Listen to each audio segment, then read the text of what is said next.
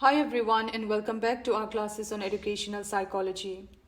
My name is Dr. Ruby and today's topic is Pavlov's classical conditioning, behaviorism theory of learning. In this video, we will explore the fascinating world of classical conditioning, a foundational concept in psychology that explains how we learn associations between stimuli. If you are new to this channel, we have previously covered educational philosophy, including both Western and Indian perspectives. We have also taken class on the basics of educational psychology, the meaning, nature, scope, and importance. And today, we are focusing on classical conditioning. So before we get into the details, let us outline what we'll cover in this video. First, we will define what classical conditioning is and why it's significant. Next, we'll explore the core concepts, including unconditioned stimulus, unconditioned response, conditioned stimulus, and conditioned response. After that, we'll take a look at Ivan Pavlov, who he was, his background, and his contribution to psychology. We will then discuss Pavlov's famous experiment and what he discovered. Finally, we will explore the educational implications of classical conditioning and how it can be applied in teaching and learning. Let us now understand what classical conditioning is. Classical conditioning is a type of learning where an organism learns to associate two stimuli, leading to a change in behavior. This concept, also known as respondent conditioning, focuses on automatic and involuntary responses rather than voluntary actions. Classical conditioning is basically about creating association between stimuli. For example, every time you hear a bell, you receive a delicious treat. You will start to associate the sound of the bell with getting a treat. Eventually, just the sound of the bell can make you feel excited even when no treat is presented. This learning involves automatic response. It is not about making conscious decisions, but about creating associations that lead to automatic reactions. For example, a dog salivates at the sound of a bell if it has learned to associate the bell with being fed.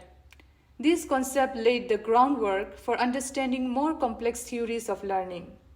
It shows us how behaviors can be modified through associations and has influenced various psychological theories and practices. Classical conditioning explains how we learn to respond to certain stimuli based on past experiences. This understanding helps us in both psychological research and practical applications, such as education and therapy. Now, let us break down the core concepts of classical conditioning, starting with unconditioned stimulus. This is a stimulus that naturally and automatically triggers a response. For example, if you smell a delicious meal, you naturally feel hungry.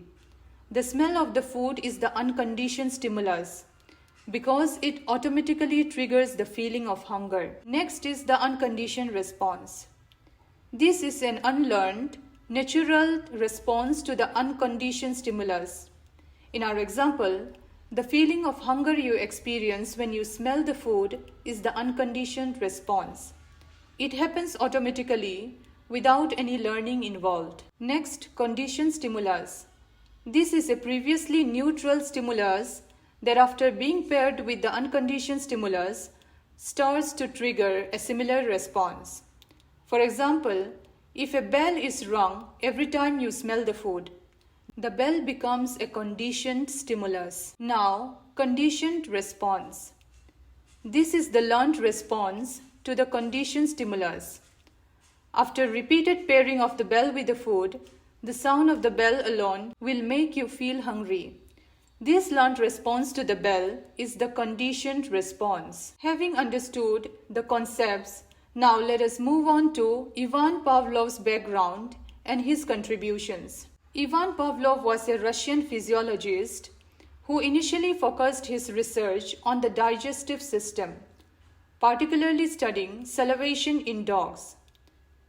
In the 1890s, Pavlov observed that dogs would salivate not only when they taste food, but also when they saw the lab assistant who typically feed them. Pavlov's observation led him to shift his focus from digestion to psychology. By the late 1890s, he was exploring how stimuli and responses are related, which eventually led to the development of classical conditioning. In 1901, he pioneered the concept and presented his findings in 1903. His groundbreaking work earned him the Nobel Prize in Medicine in 1904 for his contributions to our understanding of the digestive system. Pavlov's shift from studying digestion to exploring psychological phenomena highlights his profound impact on both physiological and psychological research. His work laid the foundation for understanding how behaviors and responses can be conditioned through associations. Now we will look at Pavlov's famous experiment and its results. Pavlov's famous experiment involved conditioning dogs to salivate at the sound of a bell.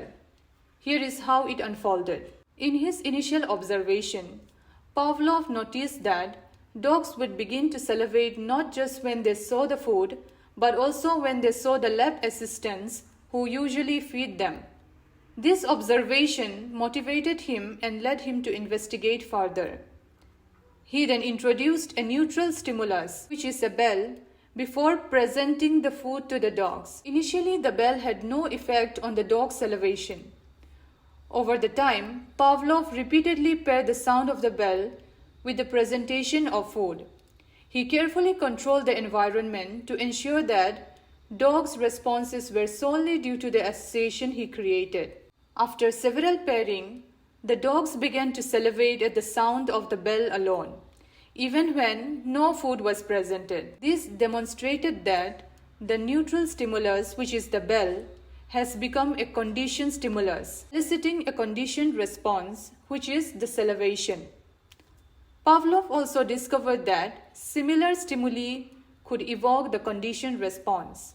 For example, if a different bell or a similar sound was made, the dog would still salivate, showing that they had generalized the conditioned response to similar stimuli. Let us now discuss the educational implications of classical conditioning. Teachers can use classical conditioning to promote positive behaviors. For example, if students receive praise or rewards for participating in class, they begin to associate classroom participation with positive outcomes, encouraging them to engage more effectively. By linking undesirable behaviors with negative consequences, such as loss of privileges or extra tasks, teachers can help reduce this behavior. For example, if students keep talking out of turn, they might lose a privilege like choosing a game during free time. This way, they learn that their behavior leads to missing out on something fun. Classical conditioning also enhances motivation. Associating enjoyable activities or rewards with learning tasks can increase students' motivation. For example, if students know that they will receive a small reward for completing their homework, they are more likely to complete it on time and with enthusiasm.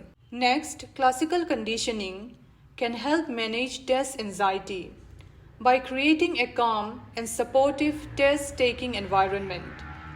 For example, if a teacher consistently uses relaxation techniques or calming music before tests, students may begin to associate the test environment with relaxation rather than anxiety. Next, teacher can use cues like a bell or a signal to condition students to be focused and attentive. For example, ringing a bell at the beginning of a lesson can signal students to pay attention, creating a routine that helps them transition smoothly into learning mode. Classical conditioning also helps us understand how students develop emotional responses. By recognizing these responses, teachers can create a positive emotional climate in the classroom. For example, if students have a positive association with classroom activities, they are more likely to participate enthusiastically. So that was all on classical conditioning.